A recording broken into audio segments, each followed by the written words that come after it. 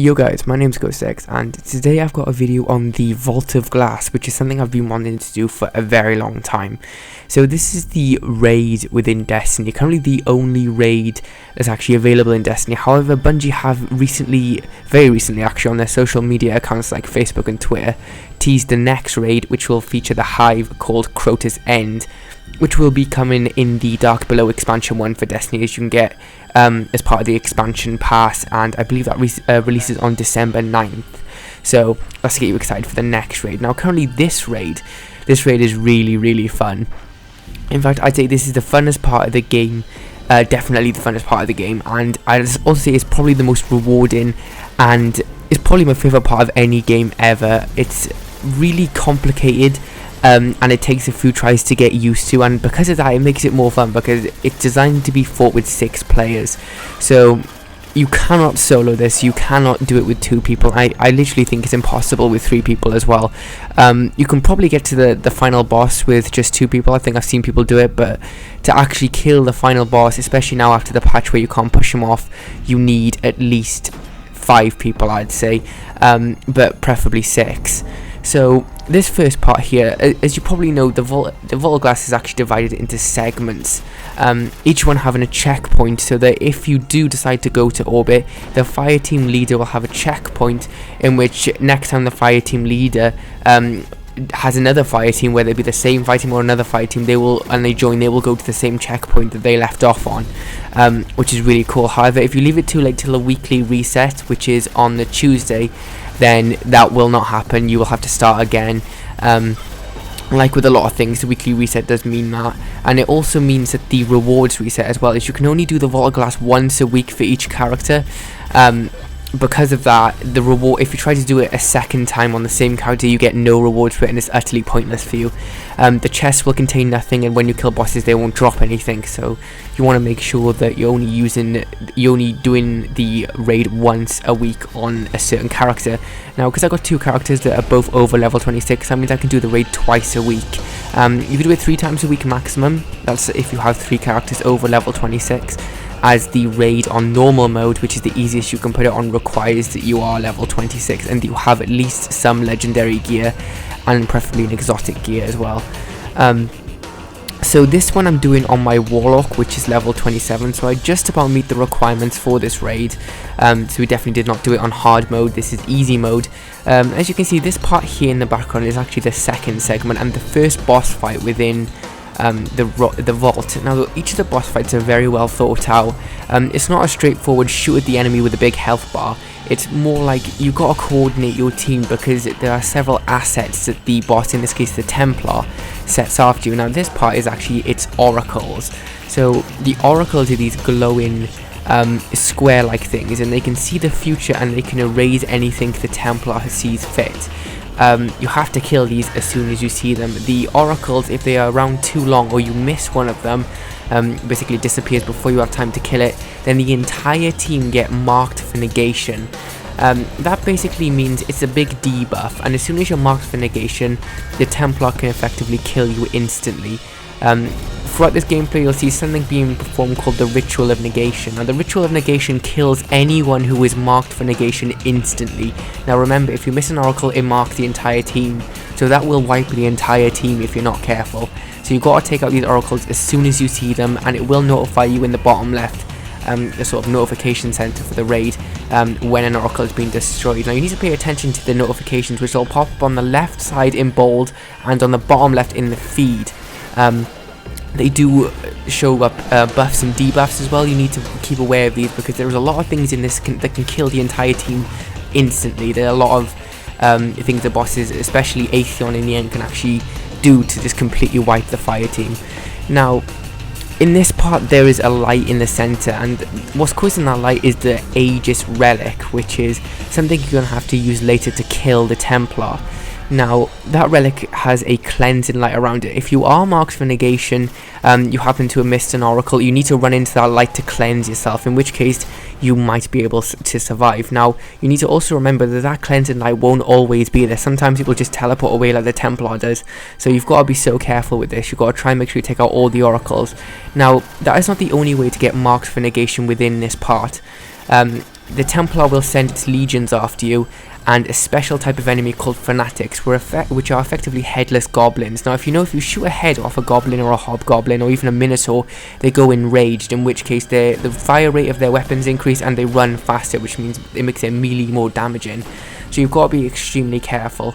The Fanatics are a bit different. They're always headless, so they are always enraged. They glow with a green aura and they always have armor. Now, if you kill a Fanatic, it will drop its green aura on the ground, and that green aura is deadly, because if you touch that green aura, you become marked for negation. So that's another thing you gotta keep aware of, and make sure your fire team is staying away from the green aura, otherwise that will mark you, and that's essentially extremely bad. Now, in the first 2 phases of the Templar fight, you can't even harm the Templar. He has a full shield around him, and the only way within the boss fight to take out that shield is with the Relic, which you can't pick up until the 3rd phase.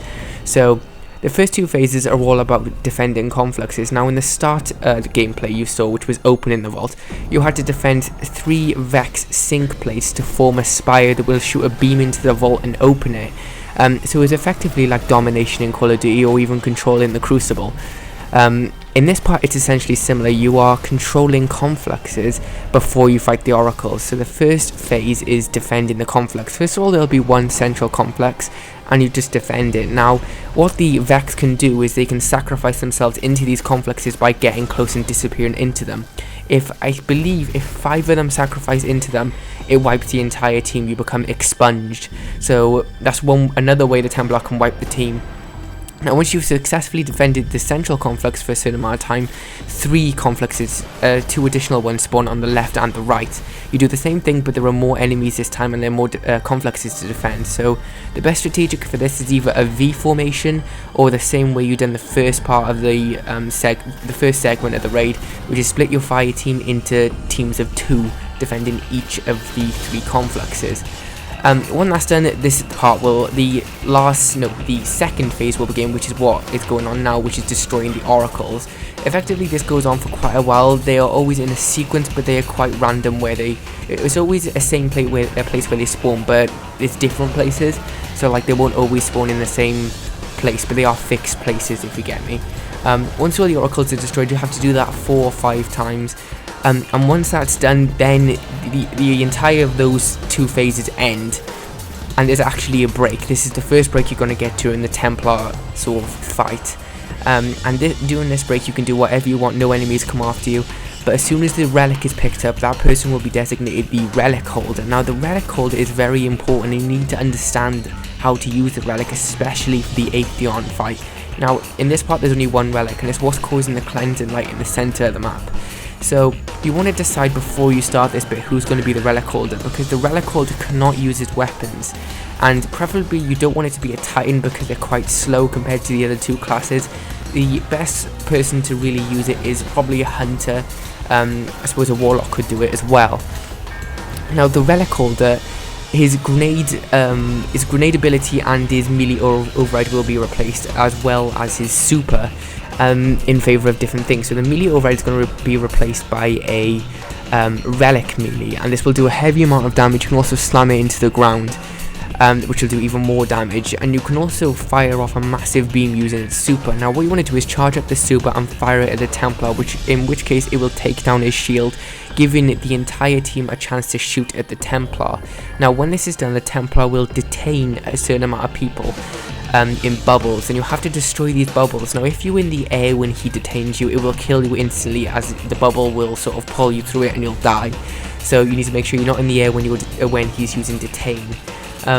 Basically shoot out the bubbles and then try and get criticals on his eye, and you just rinse and repeat that. You let the relic holder charge up his shield while protecting him from the harpies and the minotaurs.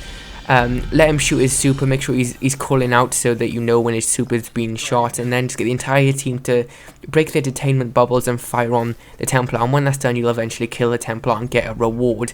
And you're more likely to get a reward from the bosses as either gear or weapons, raid set gear, rather than a chest. So after that, you go to this bit here.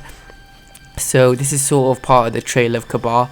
You just follow this round. There's a few chests that will usually have Ascendant materials in them, and I find Ascendant energy more common than Ascendant shards within the raid. Don't know whether that's actually a probability or that is just completely me, but I currently actually have 45 Ascendant energy and 8 Ascendant shards, and I've been playing the raid every week, so that says a lot really. I think it's more Ascendant energy is more common in the chests. Now this route takes you through all the chests. There are quite a few chests in here, some of them are hidden. That one chest you saw earlier there, you can only get if you stop the Templar from teleporting throughout the whole fight, and to do that there are certain points that are marked with a red beam and a blue circle, and if someone stands in it, it will stop the Templar from teleporting, in which case it will stop his shield going back up as well, which means you can get more fire on him.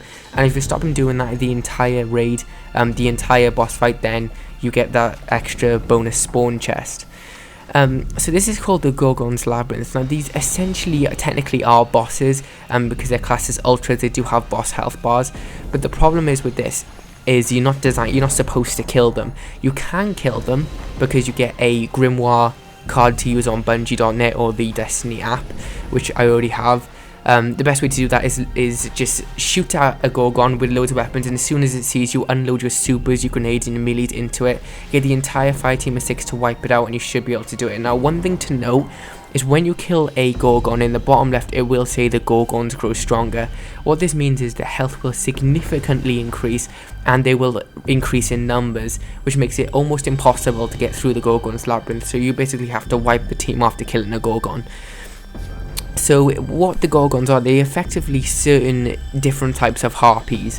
What Gorgons do is they simply just scan the area, they make a beeping noise when they're getting closer, which is sort of like working on your tracker. They also have a red beam coming out of their eye, and basically if they see you, they will wipe the entire team via the Gorgon's gaze.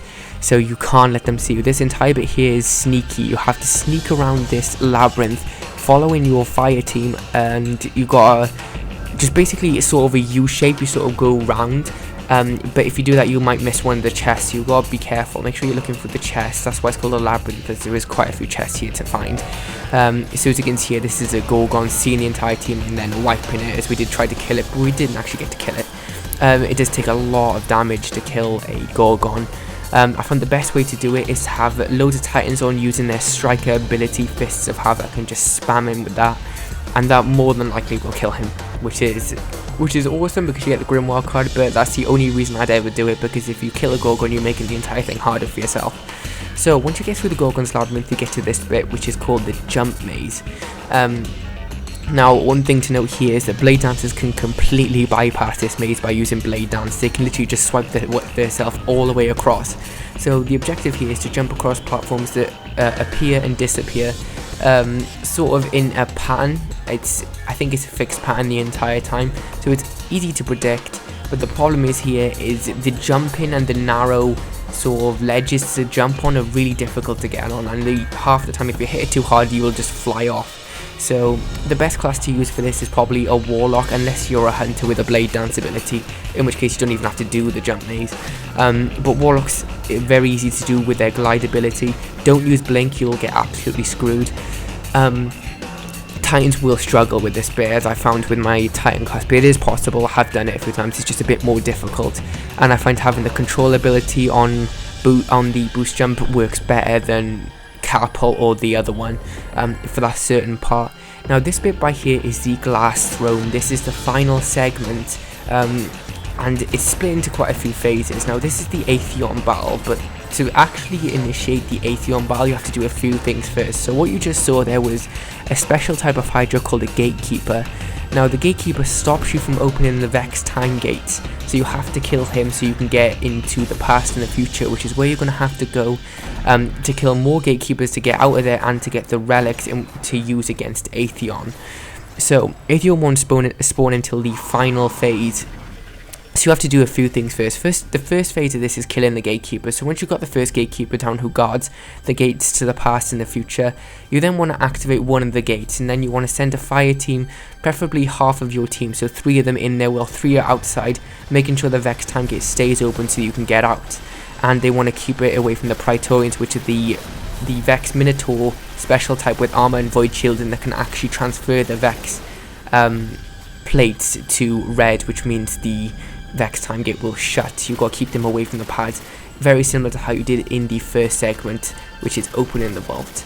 So in this bit, basically the fire team who are on the inside, their job is to kill the gatekeeper and the enemies and grab the relic, while the team on the outside have to defend the Vex time gate plates so that they can get out of there. Now the Vex time gate on the left takes you to the future, while the Vex time gate on the right takes you to the past. Now players tend to say Venus and Mars because it looks more like that. It's easier to define left and right via Venus and Mars rather than via past and future, because that confuses people. You effectively just need to know that the left time gate goes to the brownish area, the brownish area, and the right time gate goes to the greenish area. That is the effective thing you need to remember when you're calling out which one you're in, because in the final boss fight against Atheon, he will teleport 3 of the fire team into either the past or the future randomly, and you need to be able to get out of there. So you need to have a fire team on the outside who know which one you're in, either the past or the future. So that's something to bear in mind with this. This is the part of the Vault of Glass that requires the most amount of communication. It is literally impossible to do with any less than 5 players and good communication. Everyone needs to have a mic, so you need to remember that, because you need to tell people who are inside the portal which time period they're in, and the people outside need to be communicating all the time with them. So it gets a bit more complicated than that, because the people inside have a more tougher job. The people who have gone through the portal, usually randomly teleported, not only do they have to get a relic, which they spawn at straight away, but they also marked by the void. The second they enter there, they are marked by the void, which is a debuff similar to marked for negation. But what it does, it blinds you. It can't kill you, it only blinds you. Now, the only way to fix that is the relic called to cleanse you, just like he cleansed people marked for negation. So he needs to be able to do that. The relic holder's job is to kill the enemies and then cleanse the teammates who are in there, while the teammates' job is to shoot the oracles, because the oracles do return in this bit, but they are red this time. Now, instead of the oracles marking you for negation, this time if there are too many oracles, because you can't miss them this time, just if there are too many of them, they do the prophecy of doom, which is a debuff that kills the entire team instantly. So you need to make sure that one of the 3 people is shooting at the enemies, the relic holder is cleansing the 2 of them, and the other one is shooting the oracles. Each person has their own individual job they need to remember and do it very well. Now, once all that's done, they need to escape out of there and use the relic against Atheon. Now, as soon as the oracles are killed, then a buff will happen to the entire team called Time's Vengeance. Now, Time's Vengeance effectively triples the damage of every damage done to Atheon, which makes it so much easier to kill him. So you want to make sure that you're using every second of Time's Vengeance. It lasts for 30 seconds. You want to make sure as soon as it starts, you get the fire team who are in the time gate out of the time gate instantly and into the center of the map where they can fight Atheon and do loads of damage to him. A good tactic is to use the platform in the center of the map with the relic shield up, because it will be infinite while Time's Vengeance active, and just have the entire team just unload the ammo into Atheon. Now, you need to rinse and repeat this a few times. Now remember, because of the randomness of the people being teleported and the randomness of everything else, like the oracles and all of that, it's very difficult to coordinate. But once you have coordinated it, it's very fun, and by far the best loot comes when you kill Atheon, and that's where most people leave and most people give up, because it's so difficult and so challenging and complicated. But if you do it, you get good loot, because that's how I got the Truth exotic rocket launcher. So it is definitely worth doing, guys, and I highly recommend the vault to anyone. So yeah, that's basically my overview, my tutorial of the Vault of Glass. I hope you enjoyed. GhostX out.